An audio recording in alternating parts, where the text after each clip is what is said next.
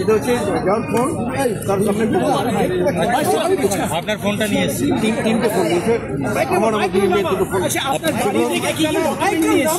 কিছু পাওয়া যায়নি। একটু মাইকগুলো না বা বাড়ি থেকে কিছু পাওয়া যায়নি।